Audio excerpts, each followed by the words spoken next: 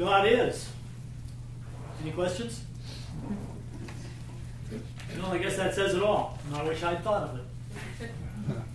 I confess I plagiarized that statement from the marquee at the Grace Presbyterian Church in Beaufort. Now, Beth and I drive past that marquee regularly.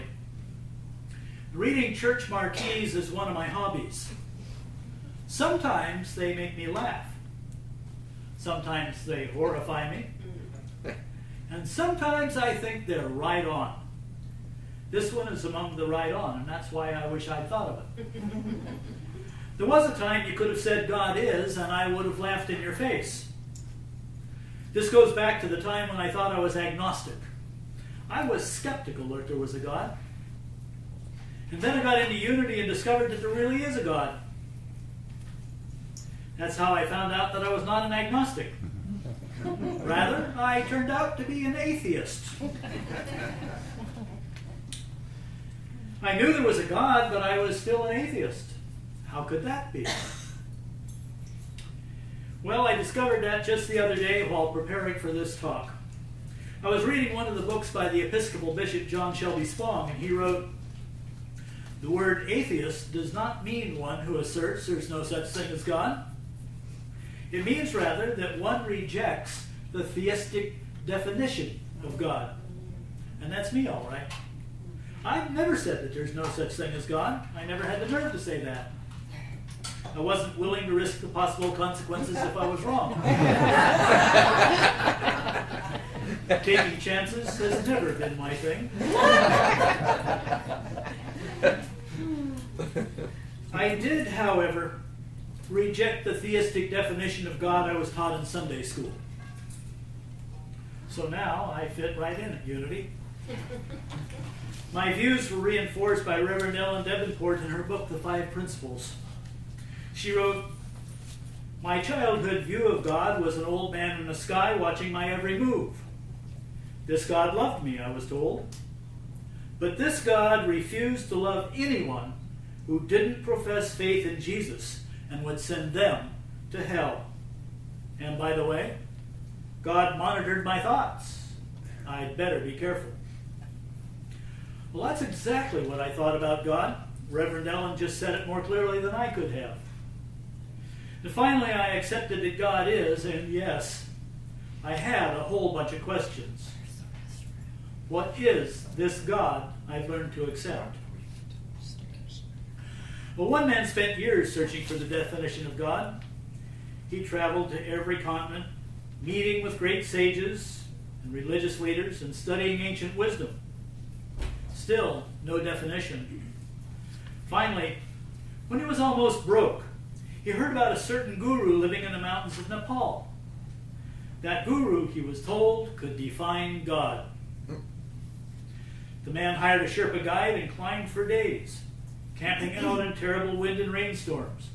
And at last he made it to the top of the mountain, and there, sitting on a ledge, was the guru. "Oh, guru," the man pleaded, "I've traveled thousands of miles and spent all my money to find a definition of God. Please, tell me what it is." But the guru stroked his beard, looked up to the sky, and after many moments of silence, said, "God is a fountain." "God is a fountain?" replied the exasperated man. "That's it? After all this time and money, that's what you tell me, that God is a fountain?" The guru looked puzzled. "You mean God is not a fountain?" "So I'm confused. I still don't know who or what God is. And when I decided to be agnostic or atheist, depending on how those are defined, that was my question. I rejected the definitions I was given, but I continued to ask, what is God? And I still can't define God. Maybe I'm not supposed to. We all remember God's command to Adam not to eat of the fruit of the tree of knowledge of good and evil. Now, I don't believe in original sin, but there seem to be things we are not intended to know. In their book, The Simple Truth, Mary Alice and Richard Jafala tell us, defining something limits it. If we can define something, it usually means that we see its boundaries, its beginning and its end. It's implying that we know pretty much all there is to know about the subject. And they go on to point out that while we aren't able to know and understand all of what God is, we can at least know and understand some of what God is. Well, the book of Exodus tells us that the name of God is I Am. Change that name to the third person form and it simply says, God is. So God is. But what is God? Did you realize that in the entire Bible, God is defined only once? 1 John 4:8 states, whoever does not love does not know God, for God is love. Well, Unity teaches that God's love, and I can't prove to you that this is true. It is subjective. It calls upon our faculty of faith. But think about this. What would the world be like if every human being expressed their Christ selves as love? I'd like to see it. How about you? Are we willing to accept that love is some of what God is? Like any definition, it sets boundaries around God. Now, love works for me, but God must be more than that. Now, we also teach that God is peace. And this also is subjective. It's ingrained in Christian tradition. Among the Beatitudes, Jesus taught, blessed are the peacemakers, for they will be called children of God. Unfortunately, too many Christians have not rushed out to beat their swords into plowshares. Again, I ask, what would the world be like? I think God and peace must go together. Now, it may be difficult or even dangerous to define God, but we can say something about the attributes of God. And these are the big three. And Unity in the mainline churches probably agree. God is omnipotent, all-powerful. God is omniscient, all-knowing. And God is omnipresent, everywhere present. But there may be some disagreements as to how these work. By omnipotent, we mean that God is all the power that is. God is not powerful. God is the power. All of it. Now, we all affirmed this morning when we spoke aloud the 5 basic principles of unity. There is no power outside of God. And we also say that God is good all the time. Therefore, if God is all power, and God is always good, there can be no power of evil. And this may be the main point of disagreement between Unity and the mainline churches. We once had a person stop coming to Unity because I said, we don't believe in the devil. Her husband later told me that she needed a devil. I don't think so. Who needs a devil? Except as an excuse when we fall short of our potential. It is so convenient to say, the devil made me do it. When we say God is omniscient, we don't mean that God knows everything. We mean that God is all knowledge itself. Everything there is to know. There's nothing known to human beings that's not of God. That's because everything is of God. There's a lot that is God that is not known to human beings, but we're learning more every day. All the truth that we've ever learned or will learn is of God. Now, God's omnipresence is simple. There is no place where God is not. God is everywhere. And God is in everything. In all matter, in all space, and in all life. Even in the politicians you didn't vote for. Now, in Unity, we have several synonyms for God. You've probably heard most of them at one time or another. For example, we often speak of God as creator. As the book of Genesis states, we believe that God created the heavens and the earth. In fact, we believe that God created the entire universe. It probably didn't happen literally in the 7 days described in Genesis. The Unity teaches that the Bible's writers intended the number 7 to represent fullness in the world of phenomena. As scientists have observed, the universe is continuing to expand. So the creation is still going on. It's been going on for millions of years. The scientists have also concluded that the universe has not always existed. Therefore, some kind of energy force created it. Scientists cannot see that force, but they can see the results of it. Is it okay with you if I simply call that creative energy force God? Now, my thesaurus listed several synonyms for the word creator. They include initiator and originator, and they all imply that something new has come into being that did not exist before. And other synonyms need to be considered. How about architect or designer? Now, I hesitate to use the term intelligent design because that term is often associated with the dogma of creationism. Nevertheless, who among us could deny that there is an intelligence behind the structure and function of our universe? That suggests the word intelligence as another synonym for God. In Unity, we hear the word mind, or divine mind, used to mean God. The mind is where all ideas originate. Divine ideas originate in divine mind. As God is in all life, divine mind and human minds can be one and the same, if we choose to use them that way.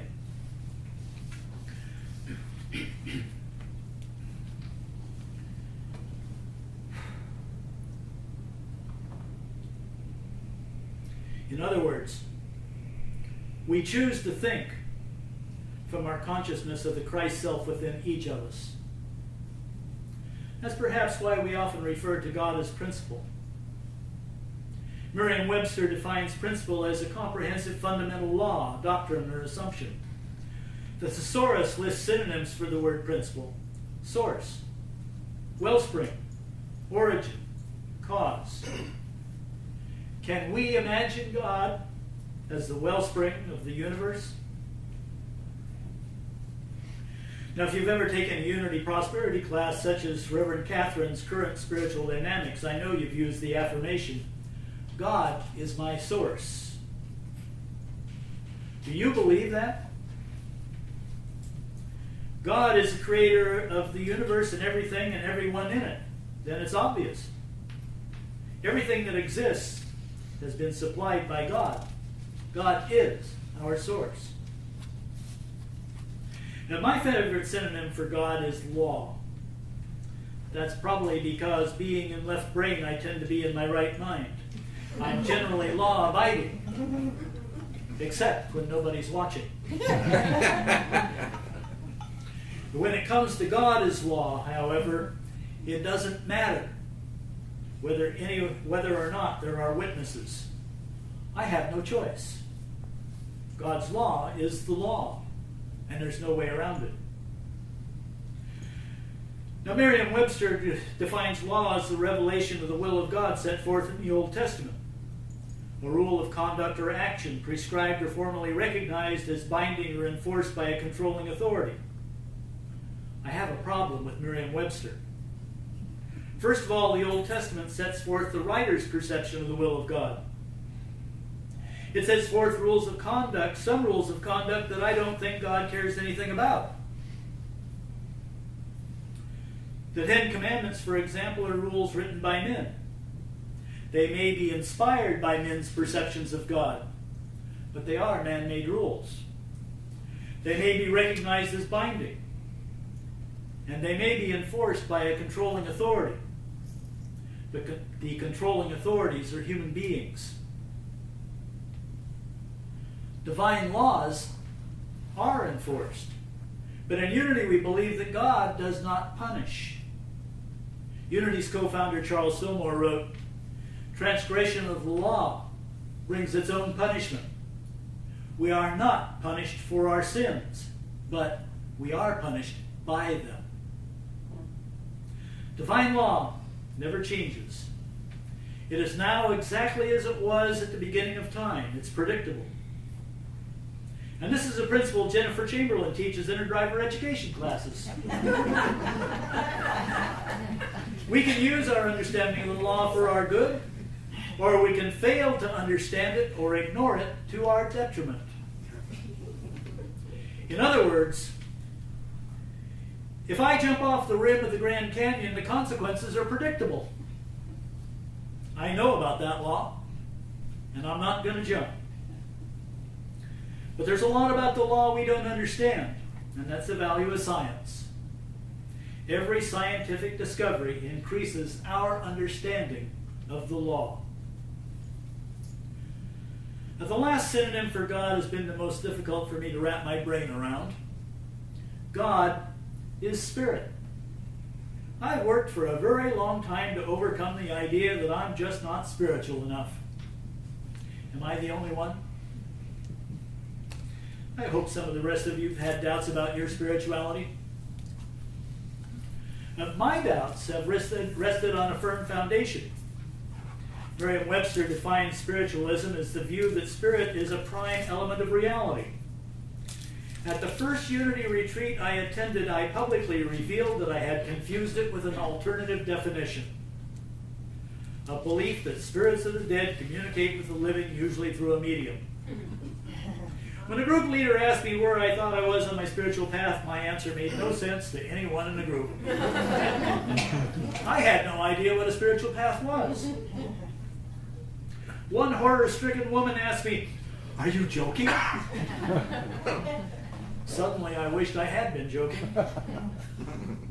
Spiritually, I had missed the boat. I fought long and hard to overcome that embarrassment. Spirituality takes a lot of practice. I'm still working on it. Now, Unity's poet laureate James Dillard Freeman defines spirit more clearly. He wrote, "Spirit is the animating, vitalizing spark that is God in us." This is what Unity calls the Christ self in us, the perfect and eternal being that God made us to be when He made us in His image and likeness. Now I have a better idea about my spiritual path. I'm still not sure where on the path I am, but I know what the path is all about. It's all about the progress I'm making toward my consciousness of the Christ self in me, the God in me. And I think this Christ consciousness is what the kingdom of heaven is all about. It's the pearl of great price Jesus spoke about in the parable. Jesus said, "The kingdom of heaven is like a merchant in search of fine pearls, who on finding one pearl of great value, went and sold all he had and bought it." I am that merchant, and so are you. Our search for fine pearls is our spiritual path. We're seeking our consciousness of the Christ self, or the God within us. Can anything in the material world be of more value to us than our oneness with God? Ernest Holmes, the founder of the Science of Mind, wrote, "If you knew that the creative energy of the universe were at your disposal, and that the same power which made everything is flowing through you, would you not naturally feel that you possess the pearl of great price? If you knew how to use this power, would you not feel that you were on the verge of a new experience, wonderful and limitless in possibility? Would you not have new hope and enthusiasm about living?" God is. God's name is I am. It is not I was or I will be. It is I am. I got it. And yes, I still have questions. I'm getting to know that God in me much better than I used to. There's still a lot I don't know, but as they say, the spiritual path is about the journey, not the destination. We're not there yet. But if we can just look around and see the wonders God has created, we can enjoy the journey. Bless.